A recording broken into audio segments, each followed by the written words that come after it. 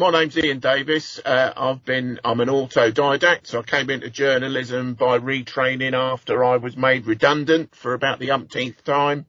And I've been writing my blog, I think, for about 10 plus years, and I've been working professionally for about 5 or 6 years now. So yeah, that's how I came into it. Okay, but what made you make that leap? I mean, not everybody has the inclination to get into it. So it can be quite a difficult world, journalism. There's a lot of big mass media trying to push certain lines, and it's not the easiest world to thrive in. So why did you come to do it? Well, I think I've always been interested in geopolitics and history. It's something that I've always written. I've always, since I was a child, I've written for fun, really. And also, while I was working for the unions, I, used to write, emails and contribute to sort of the unions kind of communications and stuff like that when I was working. But I never really thought, I thought about doing it professionally when I was younger.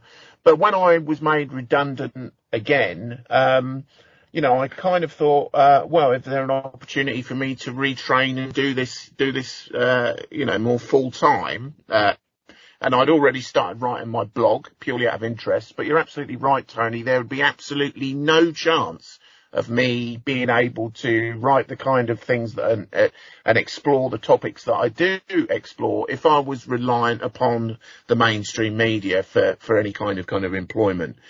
It's only the independent media that enables people like myself to be able to do what we do, because these are topics and subjects which are not. I mean, I think it's fair to say now that the mainstream media is pretty much a single kind of cohesive propaganda machine. It's not what most people think it is. I would urge people, if they are, and I'm sure your listeners are aware of this, if they are seeking kind of information that perhaps looks in subjects in a bit more depth, and certainly the kind of stuff that I do, which is heavily reliant on referencing and citing the evidence that I put forward to support my arguments and support the points that I'm making, which the mainstream media does not do. Because I'm not asking, and I think this is an important difference between the independent media, the better independent media, and the mainstream media, is that I'm not asking anyone to trust anything I say. I'm just simply asking them to look at the evidence that I am reporting, and from that draw their own conclusions. Now, obviously, I've got a point of view, and I've got an opinion, but I'm not demanding that people trust that opinion, which is precisely what, for example, outlets like the BBC do. And it's in their mission statement that the foundation of the BBC is trust. Well, trust means that you're trusting information without critically evaluating it. That's partly the definition of the word trust. So that's not enough, I don't think, especially at a time like we've got at the moment where propaganda is absolutely everywhere. It is. And also, isn't it interesting the way that all these mainstream media outlets, pretty much without exception now, have got a sort of a little rider on the screen, or at the BBC, it's things like BBC Verify, which explain why the viewers, why the listeners, why the readers can trust them. Yeah, and I mean, that's very important for, I think it's, if, most of us, if we, meet someone in the street, or perhaps we're talking to someone, perhaps buying a car or something like that, if someone asks us to trust them, our kind of natural reaction to that is, well, sure, I'm willing to trust you if I've got reason to trust you. I don't trust you, I don't know you. That's a pretty normal human reaction. And yet, somehow we are expected to trust information that is given to us by mainstream media sources. They expect that trust of us. They need that trust, because what they're basically asking is trust what we say and don't look at that information more closely and don't critically evaluate that information for yourself. just listen to what we say. Well, that's precisely how propaganda works. That is the basis of propaganda. Well, one of the bases. The other very major basis of propaganda is appeal to emotion, i.e. getting you to switch off your reasoning and think and emotionally react to information that's given to you. And for me, that was never enough. One of the reasons that I guess I do what I do now is that I was always suspicious of that kind of approach.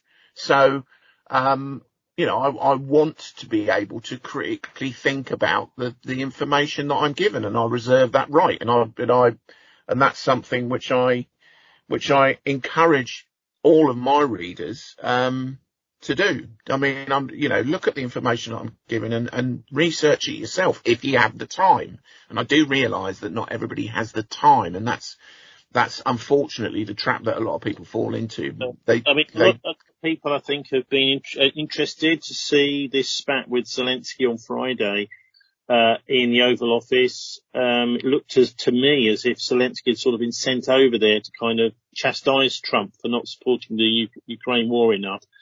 Anyway, fascinating repercussions, and it took 4 days really for him to come out with a proper response, which does hint that maybe he's not really actually in charge of Ukraine, that he's more managing it for other people who have decided what his response is going to be. But anyway, you've pointed out in your latest article about the Technate a very important aspect of Donald Trump, which is that he's got this coterie of tech giants, the new media barons, I suppose you could call them, sort of hovering around behind him. The people like Musk is kind of more obvious, but Peter Teal. And I think most of us know who these people are. We use their products, but we don't know very much about what they think. So you've done this thing about the Technate. Can you just explain some of the terms in the title? Because I don't think many people necessarily understand what technocracy is or the Technate. When most people talk about technocracy, they think of it in terms of technocratic governance, i.e. the kind of thing where we see people like Chris Whitty or Vance, leading what seem to be leading policy, experts leading policy.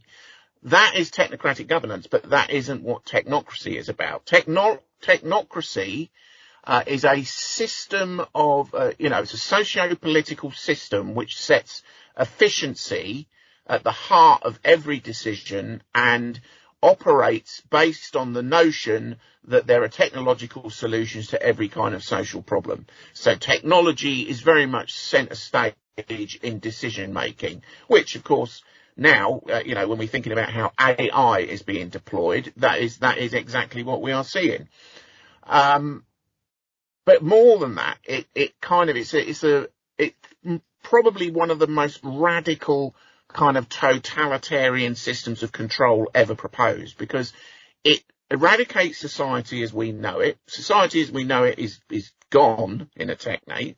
A Technate is a continental system of control based upon the management of something called a sequence of functions. So every aspect of society, and they don't even use the word society, the Technate does away with the word society and uses something called the social mechanism, because everything is mechanistic in their model of a Technate. And they split society into a sequence of functions. So you might have the industrial sequence, the commercial, the financial sequence, and so forth. These sequences are then managed by a continental control with about 100, which technocracy, when it was originally set up in the 1930s, suggested about 100 people. And from within their ranks, the ranks of continental control, a continental director is selected, and they effectively run the entire continent, the Technate. That person is like the CEO of a highly mechanistic technological management system that operates every single function of what we would call society, but what technocrats in the technocracy vein call a social mechanism. We've heard about technocrats governance within the European Union, for example, technocrat prime ministers being put in charge of places like Greece and Italy. the idea is that they are the experts there from companies like Goldman Sachs. So is that actually part of this idea of the Technate? Because it does sound quite similar, the idea of having a sort of financial controller in charge of everything. Technocratic governance, which is what you're referring to, is very much part of it. So, you have the right experts are chosen to make the right decisions about the right areas of their expertise. So, you would put, for example, in charge of fiscal policy, you might put sociologists and economists in charge of that. And that's another thing. Political policy, as we understand it, is not part of technocracy. It's a top-down hierarchical control structure. It's almost like if you imagine turning society into a computer program and running it along those lines. That is what technocracy attempted to do in the 1930s, which it wasn't possible, and now it is possible. So, and that's why people like Elon Musk are very much kind of promoting that idea, because it's become feasible, technologically speaking. You get into some really interesting stuff to do with Musk's grandfather, which I think, there are various people have looked at this a bit in the past, but you've actually got photos of this Technocracy Inc., because his granddad was in Canada. He went over to Pretoria in South Africa, because he thought that was actually a better environment for the far right than Canada was, in World War II. So can you tell us a bit about him and why you think he's, had some sort of influence on Musk and this idea today? Well, so Joshua Haldeman was Musk's maternal grandfather. He was the kind of director for Technocracy, became something called Technocracy Inc., which was an outlawed organisation in Canada and the US during the war, because of its kind of radical ideas, which were suspected, perhaps wrongly actually, but was suspected by the US and Canadian and the Western Allies as being communist. It wasn't. It's something other than that. But nonetheless, it was a radical organisation which was banned. And Joshua Haldeman was the Canadian director for Technocracy Inc. He was arrested for his involvement. He subsequently was convicted, but I think he received a suspended sentence. But then, as you rightly say, they emigrated to South Africa, and he was an avowedly racist kind of mindset. But I think we need to see that in the context of the day. That wasn't unusual for people like Haldeman in the day. Then he went over there, and his daughter Maya, Musk's mother, she was very familiar with Haldeman's ideas. She was deeply involved with the family. She would help the Haldeman family, her father, kind of send out his political pack, leaflets and things like that. So she was very familiar with his ideas. When Musk left South Africa, the first place he went to was Saskatchewan, which was the Haldeman sort of family origin home, where he stayed on a farm. But I think his cousin's farm, which was part of the Haldeman side of the family. He's obviously very close to his mother, so he would have been very familiar with Haldeman's ideas about technocracy. But I think the most important and most notable thing about Musk is that he's openly stated that he wants a technocracy. So, he knows what that means. Musk is fully aware of what technocracy really is. And as I say, it is the most kind of authoritarian, dictatorial, kind of oppressive, totalitarian system you could possibly imagine. And he's aware of that. I think Musk was sort of had a comical to and fro between himself and Jeff Bezos on what was then Twitter, saying, I'm looking forward to building, or I'm going to accelerate creation of the technocracy on Mars. To which Bezos replies, "Oh, count me in." So these sort of billionaire oligarchs quite clearly favour technocracy as a socio-political control system. So these tech giants, Ian, are in an interesting position, aren't they? In that we've now got farmers out protesting because they are worried. Well, it does look as if they'll have their land taken off them through having to pay this family farm tax. We've also got the care workers out this week, protesting in central London. Last week, actually, I think it was, because of the hike in national insurance, on the care homes that are already financially on their knees, these privatised care homes. But these guys, they really seem to have managed to sort out a system where they pay virtually no tax at all. Yeah, I mean, I think that's pretty common across the entire kind of upper echelons of the kind of corporate hegemony, isn't it? Across, I mean, that multinational corporations rarely pay a fair proportion of tax. They've got numerous vehicles, especially the beneficial owners of those multinational corporations don't. I mean, one of the great tricks, isn't it, is philanthropy. So if you set up a philanthropic foundation, with money siphoned off from your profits from your corporation, then that's, by definition, that's a tax-free venture. But when you then see, you look at the way that, for example, Jeff Bezos, his foundation, it spends billions on research and development and things like that.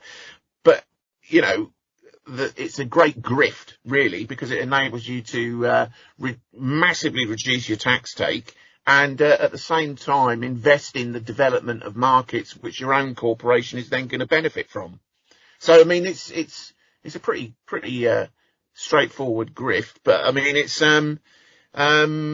it seems to go unnoticed everywhere constantly. And I think the reason for that is, something that I've spoken about and something you've alluded to already is that, really, political leaders that we elect, and that's very much what the piece is about, aren't really making the decisions that count. So, and we can certainly see that in the US with the Trump administration, certainly with regard to the people that are behind it, which are, notably Thiel and Musk, which is what the piece centres on. Yeah. Do you want to just take us through some of these characters? I think most people have got a bit of good idea, especially with you fleshing it out there about Musk's background, about these other characters like Bezos and Thiel and how they kind of fit together. Because, yeah, we can talk about their philosophy, but each one of them seems to have a sort of slice of the Technate cake, if you will. Yeah, so if you look at Thiel and Musk particularly have been instrumental in the investments that have enabled the development of AI. So, one of the things that Thiel talks about a lot is about monopoly. He spoke about it in his book, saying that the freedom that monopolies enjoy enables them to make better decisions than effectively governments, because they have this surplus of control, which enables them to make better decisions. So he's very much always advocated that government should be run like a corporation. In Britain, we've had this mad situation where the old Monopolies and Mergers Commission, the Competition to Market Authority, the chairman of that was recently sacked and replaced by somebody from Amazon. Yeah, which is incredible when you think about it. And the same thing, funnily enough, has happened in the US, where the Trump's one of the first things Trump did was try to sack the head of the they've got a commission looking into what they call antitrust in the US. Trump immediately, upon his appointment, tried to sack the head of that commission, and there's been a legal dispute, and I think currently the Supreme Court has found against Trump, but what will come from that, I don't know. But yeah, so you get exactly the same thing on both sides of the Atlantic at the same time, because that is the nature of trying to establish centralized control over the political state. In a kind of, it's sort of more authoritarian, and I would very much suggest technocratic, and something we'll go on to talk about, kind of GovCore, kind of, so corporate government kind of model, which is, happening. It's not just in the West either, I would say. It's everywhere. So, this is all happening at the same time, really. So, Thiel, or Teal, depending on how you say it, he's instrumental in the development of using, for example, the conflict in Ukraine for the development of AI weapon systems, which he's worked in partnership with the Pentagon to do that. Thiel's Palantir, for example, has also been very influential in the complete obliteration of Gaza, the genocide. And at the same time, he professes to be a Christian and a kind of a political, or he sort of professes to be almost apolitical, but someone that wants to establish, a system of corporate control as a form of government in the West. I mean, Palantir was seed funded by the CIA through InQtel, its investment arm. It took something called the Total Information Awareness Project, which was run by a guy called John Poindexter, which was exposed and therefore got into a little bit of hot water, because basically it was absolute total surveillance of every single US citizen and probably, I think it's fair to say abroad as well. And Thiel formed a kind of monopoly, which he with Palantir, based on close working relationship with the CIA, that enabled Palantir to become the business that it is. Palantir subsequently then went and partnered with the Israeli government using the AI that it had largely, weapon system and technology that it had largely developed in Ukraine, working alongside Musk's Starlink system as well, to support the Israeli genocide of the Palestinians. So these people that are behind the Trump administration, I mean, one of the most ridiculous things to say about, and we go back to the thing that he said in his first term, and, which became a joke about draining the swamp. Is sure what we're seeing with the Trump administration is a change of guard, if you like, but it is absolutely infested is not, I guess it is infested with deep state, intelligence linked oligarchs. That's the nature of this Trump administration. So the idea that this Trump administration is somehow some sort of beacon for liberty is one of the most absurd and ridiculous things I think it's on a scale of with the Skripal yarn. It's utterly ludicrous. Okay, so but we're being sold this, and people and I think the really concerning thing is that it's evident from, certainly from conversations that are being had, on social media, that millions of people are buying into this notion that that the Trump administration represents some sort of libertarian kind of movement. Iain, everyone wants to believe that things might get a bit better, but they don't want to believe that they might get worse. Now, what you and I, I think you're old enough to remember a bit of the Thatcher years and privatisation.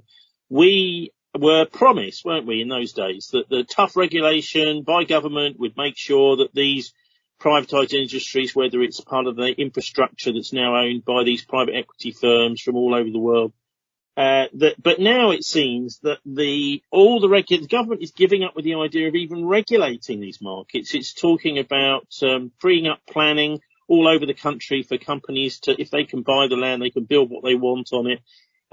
This does smell of finance corporate rule. It's not that the government actually just wants to step out of their way and let them get on with it, which has a bit of a whiff of corporatism, fascism about it. Yeah, one of the things that I touch on in the piece is stakeholder capitalism. So this was an idea that was put forward by Klaus Schwab in the 1970s that basically corporations should be what he called trustees of society. Well, trustee is got a very specific legal meaning. It means someone that takes responsibility for the conduct or practice of a trust, which would be, he's talking about that trust being us, the society that we live in. So that's a direct kind of attempt at corporate control of and it manifests through the ubiquitous public-private partnerships. So we see, the essence of stakeholder capitalism in all these public-private partnerships that are everywhere. I mean, one of the things that I say to people is when we often hear government spokespeople talk about their partners, that is what they're talking about there is the kind of hold of stakeholder capitalism has taken root in the West and in the East as well. And basically what it means, it's kind of, I'm argued in the piece that it's an inversion of fascism.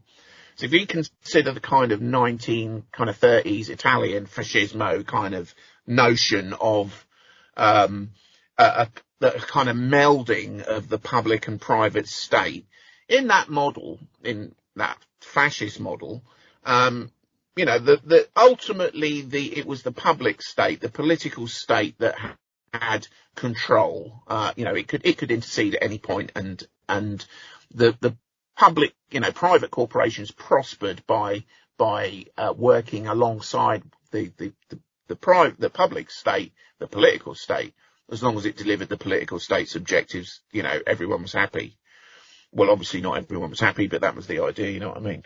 So stakeholder capitalism is an inversion of that. The closest thing we can call it in our kind of traditional view of different political models is fascism, because it is a complete merger of the public and the private state. But in stakeholder capitalism, the private stakeholders, the global corporations, have primacy through partnership working agreements. So it's almost like if you kind of like an inversion of fascism. So in stakeholder capitalism, it's the private sector that has the upper hand, and that, when we think about it, one of the things, we look at COVID, look at the rollout of the jabs and the mRNA jabs, and the horrendous consequences that are being caused by that, and the trust, again, that people put into some of the most highly prosecuted corporations on earth. I think Pfizer's legal costs are, many billions. So these corporations are not, quote, trustworthy. So the idea that the same corporation should be in charge of political decision making, which is ultimately what stakeholder capitalism delivers, which has been accepted across the West as a kind of working model, is deeply, deeply concerning, and something that we all need to be aware of and resist. Yeah, I think if you go back to the 1930s, Nazi Germany, you had a situation with the big steel companies, Krupp and Thyssen, looking at wanting to massively increase production. They were just loving the idea of all their steel being used to make tanks for war, this sort of thing. And you could argue, actually, because of the arrangements there were with the Nazi Party, where every ton of steel or whatever it was that was made, there was a donation of however many marks to the Nazi Party, that actually the Nazi Party was working for them, and that Hitler was a kind of front man for creating this massive war machine. And in a similar way, you might look at not Nazi America, but Trump's America as the Thiel and Musk and the techno giants behind Trump, and Trump being their front man. I think it was Nick Curtis Yarvin, the accelerationist in the States, was saying that wouldn't it be nice if we could have Musk as a chief executive and Trump as a kind of front man? So this does maybe have echoes of the 30s. Yeah, very much. When we think that, technocracy came from that era as well. But I would argue that Trump is a front man. And I would argue that many of our kind of leading political figures are front men and women. I don't put a lot of, I don't think that Trump is particularly steering the ship.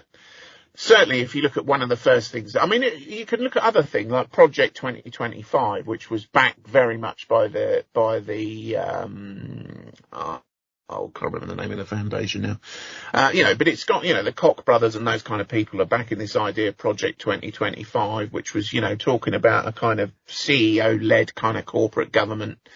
I think something like of the executive orders that Trump announced, when he first took office, I think there were 23 executive orders that he made, and 17 of those had come directly from Project 2025, which was not even it was aligned to the Republican Party, but it wasn't a Republican Party think tank. It was a kind of techno-populist think tank.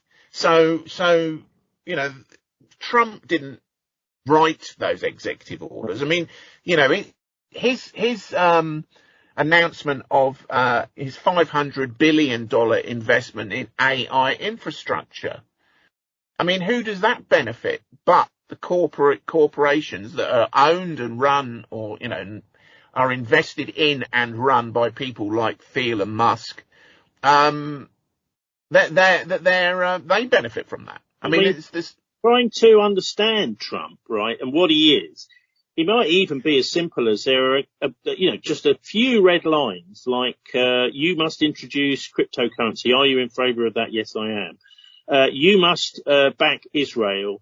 Are you in favour of backing Israel? Yes, I am. So with a few red lines before the campaign and the election, maybe, Ian, Trump actually, so long as he doesn't cross those lines, he really does believe that he's in charge. Well, I think, I don't know the guy, but my personal assessment of Trump is that he's an egotist and a bit of a narcissist. So I'm sure that would appeal to him if you I'm sure it's quite easy to puff him up and make him think that he's in charge. So I'm sure he's a useful guy in that kind of sense. I mean, as was Hitler. Does he believe, as was Hitler? Yeah. I mean, does he believe that, for example, he made this commitment to the electorate that he would be getting rid of central bank digital currency, or rather that he wouldn't allow central bank digital currency to go forward? And sure enough, one of his first executive orders was to do exactly that, to resounding applause of the electorate, of the American electorate, who didn't want central bank digital currency. In that same executive order, he just took the regulatory hands off the development of stable coins by companies like, stable coins like that are backed by companies like Paxos, which is run by Peter Teal. So, stable coins are just as programmable, which is the worrying part, I guess, from our perspective about central bank digital currency, are just as programmable as CBDC. But, what Trump's done effectively is instead of your money being programmed by Jerome Powell, Jamie Dimon's going to program it. Now, I don't think that, I don't think that's a better option. No, definitely not. Isn't it how they sell this stuff to the American public? And, it does take a little bit to drill into. But you've drilled in a lot into the philosophy behind this with people like Nick Land and Yarvin. So do you want to say something about that? Because this isn't coming out of nowhere. No. So back in the 1990s, there was a research unit in Warwick University called the Cybernetics Culture Research Unit that was run by this guy, by Nick Land, and another guy called Mark Fisher, and a woman called Sadie Plant, although Sadie Plant's kind of distanced herself from it. And they were looking at this kind of notion of, based on the idea of Shumpeter's creative destruction. So Shumpeter put forward this idea that it's inherent to capitalism is this constant cycle of destruction, which comes from, the kind of forward innovation has this tendency to make one market redundant and create new markets. So, for example, we might think of, the horse-drawn carriage, for example, gets made redundant by the internal combustion engine. So that's, that's a very simple analogy, but that's kind of what he's saying. with the notion of creative destruction. So what Shumpeter said was, this can be, therefore, creative destruction is a good thing. It's desirable. It's the way that capitalism moves forward. So Land and Fisher in particular took this idea of Schumpeter's creative destruction and looked at how that works in a modern technological age. And what they noted was, with the constant kind of reiteration and advent of new kind of leaps forward in technological advancement, for quantum computing, for example, they predicted that we would achieve this point where it would become self-sustaining, and that technology itself, and I think this is particularly applicable to AI, would accelerate beyond the point at which human society was able to adapt to it.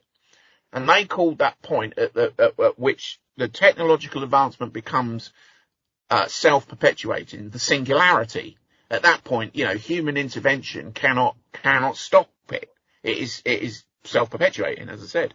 So what they argued for was that in order for society to be able to adapt to this, as capitalism had within it this inherent creative destruction mechanism, what needed to happen was that creative destruction should be used as a deliberate kind of schema, that it should be adopted as a way of moving forward of what they said accelerating capitalism, the creative destruction of capitalism, to stave off what they thought would be the apocalyptic singularity. So in essence, their starting point was, almost from a kind of humanitarian perspective. They're trying to, that's theirs, but that was just the starting point of their kind of thinking on the subject. Where they went from there is we started talking about technocracy. What came to be called the neo-reactionary movement, or the NRX, which Yarvin and Land are key to. It's the most inhuman kind of possible, future that you could possibly imagine is drawn out by the neo-reactionary movement, which ironically also has quite strong or claims to be quite strongly underpinned by Christian faith. But it's not any kind of Christianity that most of us would recognise, so it's a bizarre mix of these kind of destruction of systems, creative destruction of economies, in order to rapidly advance to ensure that humanity is able to cope with the singularity, which is inevitable in their view. So that means handing over power and control in its entirety to people that are able to manage capitalism more effectively, which is the CEOs of corporations. So they envisage breaking the state apart, and without getting too deep into the weeds of how they do this, they're using a process called neo-cameralization to break the state apart into what they call sovereign corporations, or sovcors. So these sovcors would manage various aspects of what the technocrats called the social mechanism, and would then be overall the whole thing. And I think this is where there's a bit of a kind of departure between Yarvin and Land. Land suggests and has promoted the idea that the whole system, so now we're talking about the nation state, what we would call a nation state, should be managed by an overarching corporation called GovCorp. So that literally we would live in a society, if the neo-reactionaries' ideas are adopted, we would live in a society that is run as a corporation overseen by a private corporation called GovCorp. So that's what they're aiming at. And Peter Teal is fully on board with this idea. Now, Peter Teal is also very influential, I would suggest, in the Trump administration. Yeah. Well, look, the whole point of this, it seems to me, is to completely the obverse of democracy. Now, whatever system you want, the principle of democracy is the people are in the driving seat. We've seen, I mean, just here in Little Bristol, I've seen over the last decade or so complete transformation since all the coalition cuts. What we've seen is a kind of turning of the local city council into a facilitator for business, for big business, for development, and less public services, even, breaking the law in not looking after special needs kids, which they're supposed to be. And if you actually talk to many of people in the administration, even the current Green administration, it's like you're talking to somebody who's either managing the collapse of a business, but certainly their attitude is, we're not going to tell anybody anything unless they squeeze it out of them. So you've got this kind of business mentality now, just in our local city council. Yeah, and I think we could look at cities across the UK and see the same thing happening. I mean, one of the great dangers that we're facing is, whilst many of us, perhaps with a more libertarian mindset, that might embrace the idea of decentralisation, i.e., like kind of bringing decision making down to a more local level, which is, in essence, is perhaps, one of the beneficial aspects of the kind of progressive ideas. Yarvin, Land, the neo-reactionaries and the technocrats to a certain extent use concepts like decentralisation to suggest that, this is somehow beneficial for us. So we see the rise of the kind of regional authorities, of the kind of this drive for, my kind of more power invested in mayors, this kind of idea, which on its surface people think, well, that's essentially democratic because that's better. We've got more local oversight. That's good for us. And that's certainly the way it's pitched. But unfortunately, the people that are in control often in these, regional authorities are beholden to a much wider and sometimes even global network. So if we think of the C40 City Mayors network, which, for example, Sadiq Khan has the former chair of, actually, but, part of, that is a globalist network that is driving forward global policy agendas. Now, so while people elect a local, in this case, let's take like London electing Sadiq Khan, they think they're electing a local representative who is going to be more representative of their views. Khan doesn't represent their views. Khan represents the C40 City Mayors network's views. So what they're actually doing is, if we think about the traditional kind of representative democratic model that we're supposed to exercise in the UK, is this notion of decentralisation, which people quite rightly welcome, is being flipped on its head, which is very common with the way this kind of stuff operates, to actually create a kind of centralised network of what Curtis Yarvin called realms. So Yarvin in with the notion of the neo-reactionary kind of notion of what's something called the Dark Enlightenment and Land, they envisage what they call a network of realms. So CEOs of sovereign corporations would be in charge of their individual realms. Now that's what we call a kind of decentralised, kind of local government model of kind of decentralised regional authority model. So that model itself, which is not a bad idea, I'm not arguing against that model, but I'm just saying that these things that we are being kind of coerced into believing in, unfortunately, are being exploited by people that couldn't have a more different perspective on governance. Their approach is utterly authoritarian, top-down, centralised, control of everything that we do.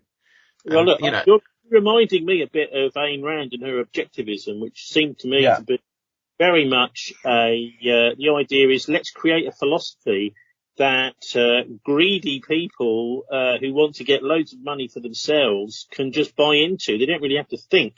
So long as they read Ayn Rand and they say, oh, yeah, we think Ayn Rand's pretty cool.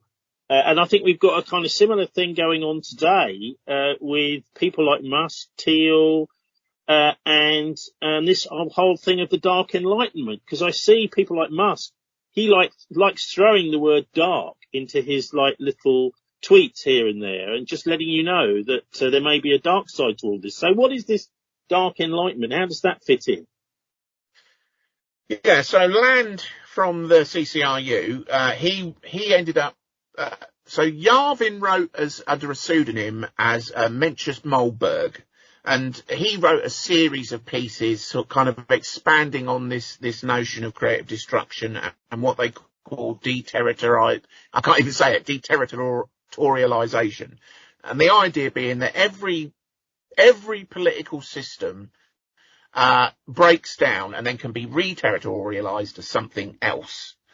So Mollberg explored this. He came up with the soft core idea. He came up with the network of realms idea. Land built on that, and I think it was in 2012 published something called the Dark Enlightenment, where he advocated an overarching corporation called GovCorp. Now, within that, he said that our sovereignty, so our concept of sovereignty, now they claim to be libertarians, but there is nothing libertarian about their approach. But anyway, so they said that sovereignty itself could be assessed and could be kind of mapped. So things like the lobby industry and, you know, the political funding and that kind of thing that is currently, we know, is one of the problems that leads to corruption of the political system everywhere. That could be broken apart into what they call, by using a process they call neo-cameralization, could be broken apart into what they call fungible shares. So those fungible shares could then be distributed to the owners of the soft cores and GovCorp. So you would get rid, in their view, you would get rid of corruption because everything would be out in the open and there would be no politicians as such. There would be no politics as such. Everything would be run as a corporate governance structure. Now, in that, Land argued, because they believe in this thing called the singularity, because they believe that humanity is inevitably going to be unable to cope with that, is that we, the citizens, would be customers of GovCorp from which GovCorp would need to gather what they called rent, what we would call tax. So how are we going to function in this system when technology is at the state where they think it's heading? Well, the only option, according to Land, is to turn us into what he called technoplastic beings.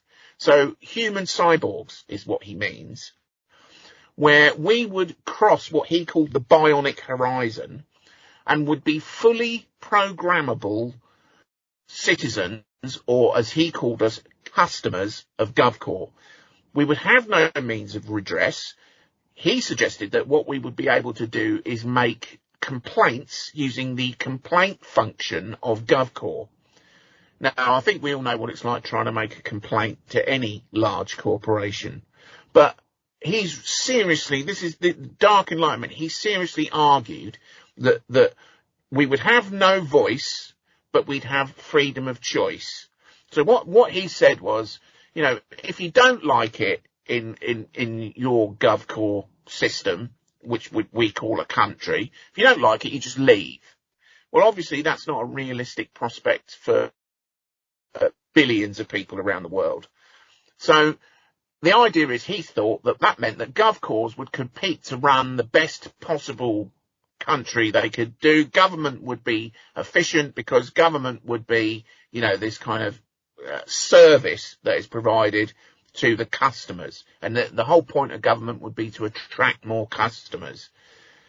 the problem with Land and Yavin and the whole neo-reactionary movement is that their appreciation and understanding of the motivations of oligarchs is ridiculously naive. They don't seem to grasp. Well, it's difficult to say whether they grasp it and have chosen to ignore it, or whether they are that naive. They seem to think that if they break the state up into this kind of share structure, that it won't be the people that already own and run the state, i.e. the oligarchs, that won't buy it up. That how they've come to this conclusion is bizarre, and it is based upon, as I said, what I would consider to be a very naive, or maybe deliberately so, but what appears to be a very naive kind of conceptualization of how authoritarian power actually works. So they think that by converting it to some sort of management structure, you'll get rid of corruption, which is utterly absurd. But that's what they're promoting in the dark enlightenment. Getting towards the state where actually people are starting to become liabilities, and that particularly with increased technology, etc., massive rents, people being driven into debt. I mean, we're seeing particularly now in the Middle East, whole vast, literally tens, hundreds of thousands of people who are surplus to requirements. And surely the logical conclusion of any kind of corporate state where the people don't really have a say apart from your complaint system is they're just going to get rid of those people. The idea is that they're a liability. Why would you want to keep them if you're GovCorp? Exactly, and Thiel has quite openly written about this. I mean, Thiel refers to us as the unthinking demos. That's his view of us. That we're these kind of, we're just kind of this moronic herd of unthinking idiots that just need to be kind of weeded out. Land calls us, I think he calls us the not very intelligent proles. Yavin argued for a more humane form of genocide, which he thinks, because genocide, I mean, seriously, Yavin, the problem as Yavin saw it with genocide is that it's a little bit kind of, it's bad PR, really. It's not, it's kind of not good for you to kind of advocate genocide. So he wanted to find a more humane method of genocide, which he said that we could be like, as once we become technoplastic beings, we can be kind of encapsulated like bees inside a cell within virtual reality. That will, more or less have the same kind of effect as killing us all. So we can be literally, they're envisaging something like, I mean, I don't know whether you've seen it, but kind of the sequence in the Matrix where the guy wakes up and realizes he's in a virtual reality, not in reality. He's actually in a kind of cell and a kind of hive. That's how they view us. So when we think that people like Thiel, for example, thinks we're the unthinking demos, and he doesn't just mean Americans, he means all of us, all of us. Humanity is what he means. Because he's not one of us, he considers himself to be Odysseus, he's the great navigator of the world. So he works, his company, as we said, worked with example, with, the Israelis to work on AI weapon systems that they've used to commit real genocide. So that's who these people are. Yeah. Well, also you remind me of the Nazi labour camps and the suggestion going around that actually maybe a more humane way to dispose of Jews and other unlikables, the Slavs, etc., was to just gas them. So this is sort of rather similar to this attitude. Look, I mean, Nick Land particularly, I know, was really into psychedelic drugs. Very, very, I mean, literally obsessed with them at Sussex University, taking them every day.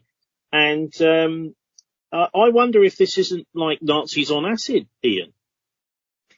Yeah, no, it is. I mean, one of the points that's raised to me is something a response that came when I wrote something in the piece, is that that American voters thought that they were kind of getting away from this kind of censorship and control but they're actually heading towards something worse. Now, someone picked me up on that and said, worse? How could it possibly be worse? And I said, if you read that, I failed to convey to you the horror of technocracy and GovCorp and the neo-reactionary movement.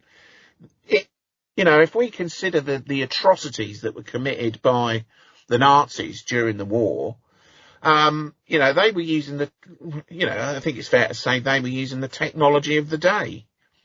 So the technology, they turned that to the max and used that to try and exterminate entire races. Now, Yarvin, Land, Thiel, Musk, they're using the technology of the day, not merely to kind of lead us into this unbelievable dystopia that they've got mapped out, but to control us along every step of the way. So it's not just about exterminating humanity and literally exterminating humanity. I mean, that's what Land argues for. His solution is to turn us into something else, i.e. end humanity. That's his solution. So it is alarming, to say the least, that we've got people like Thiel in such prominent positions of influence that are on board with this stuff. They're absolutely on board with it. They advocate it. So the reason that I've written the piece and the reason that I'm very thankful that Whitney Webb at Unlimited Hangout has published it is that, she agrees with me that people need to know about this. They need to know what these people are thinking. Because it's like, obviously Hitler won an election. I know there are very complex reasons for why he won, but I mean, had people known what they were agreeing to, would they have carried on, supporting the Nazi Party? I mean, it's much more complex in Germany in the 1930s. So I realise that's probably a bad example, but I mean, I think people need to know what they are choosing to follow, because the Nazi powers of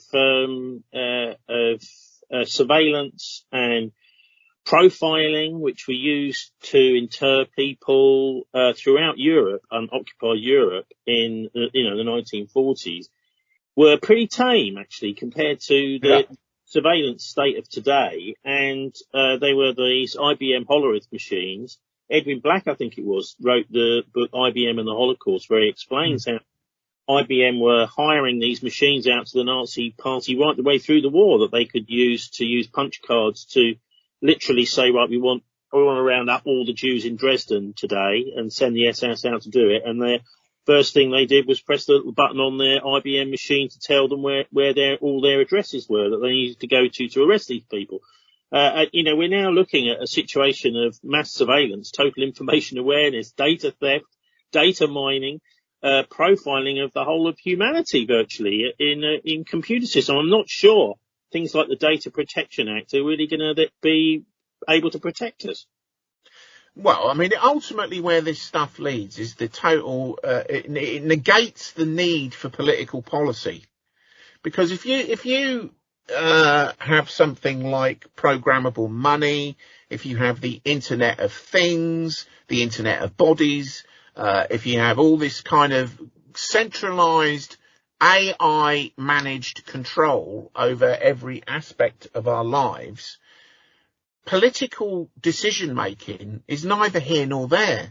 It doesn't need to be, there doesn't need to be a policy to, for example,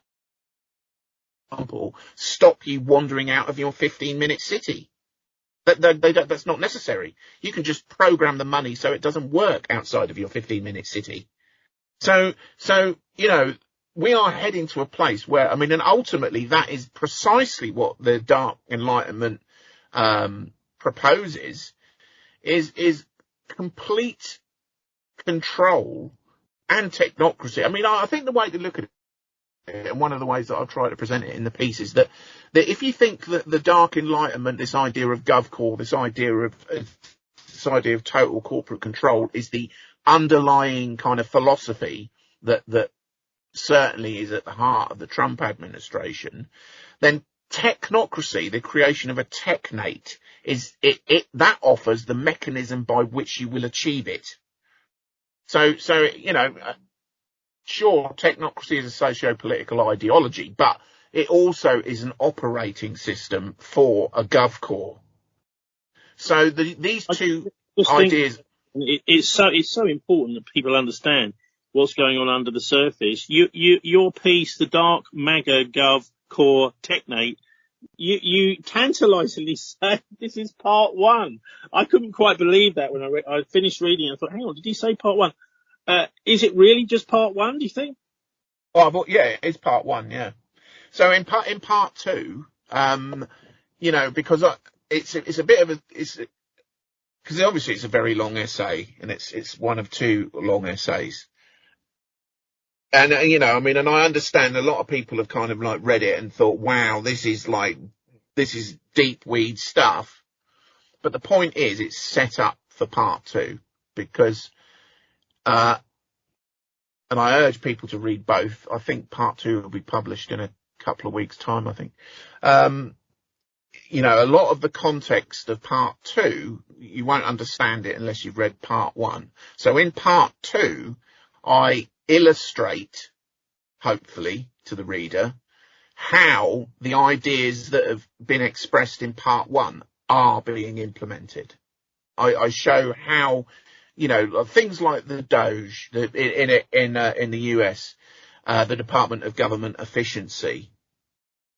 Its decision making thus far is, it has been described by some commentators as post-human, because the Doge is already suggesting using AI to evaluate the efficiency of government workers and automatically fire them based on AI algorithms. Now that is exactly what technocracy combined with the Dark Enlightenment is the kind of society that's where it would lead to. That's exactly what it would lead to. Also, and it's already happening. Yeah. You also point out the Doge is no necessarily not a coincidental word to use, is it? Or acronym? No. So the Doge was the title given to the administrator of the mercantile Venetian Republic, which if people, know more about kind of that kind of history of, how Venice was kind of the financial capital of the kind of world, and how most governments were in hock to the Venetian bankers. So anyway, but yeah, certainly I think one of the things that I've tried to point out in the piece as well is this kind of constant use of kind of Aesopian language where so you often hear Musk, for example, talk about creating lives of abundance. Lives of abundance. We're going to have lives of abundance. This term is often thrown around by people like Musk. Well, that is a direct quote from Technocracy Inc. Study Course, which is what the technocrats kind of published their kind of blueprint for a technate. So this is kind of signalling to other people that aren't aware perhaps of the kind of meaning of this stuff. Yeah, where they're heading. And I think calling the Department of Government Efficiency the Doge is a pretty big kind of nod and a wink It's an in-joke, isn't it? It's an in-joke. It's an in-joke, yeah.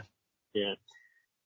So, I mean, because as I'm sure you know, I did go to school with Nick Land, and I went when I was 13, 14, 15 years old, 14, 15, was around his house all the time. And his father, at least I was told, his dad said he was director of Shell in South Africa. So there seems to be a bit of a South African connection with much of this stuff. Potentially, maybe there were connections between these families back there, and it was an absolute hellhole. I would really like to, if people haven't seen it, to watch the documentary about Simar, which was this private far right extremist army, and the documentary is called Cold Case Hammarskjöld, came out in 2019, made by the Swedish state broadcasters, which takes you through the far right extremist private armies down there. And this particular one, which was injecting blacks with AIDS, saying it was a vaccine, this sort of thing. And it's an incredible insight into the far right in South Africa that were thankfully removed with black majority rule. But look, I was hoping when you talked about part 2, Iain, you said that you might be able to come up with some ideas, some solutions about what we can do about this. I wonder if you got any thoughts on that. Yeah, I mean, I have, and I do. I mean, the pieces are that, I very much concentrate on the problems that are inherent to these ideas and how they're being implemented. But I do end the piece by saying that we don't have to accept any of this. These whole systems only work while we comply with them. In fact, very much the basis, the necessity of the systems from a kind of the oligarch perspective is that they enable them to control us. So because that matters to them, they need to control us. So there are many things that we can do, look into our own kind of, and we spoke earlier about decentralization.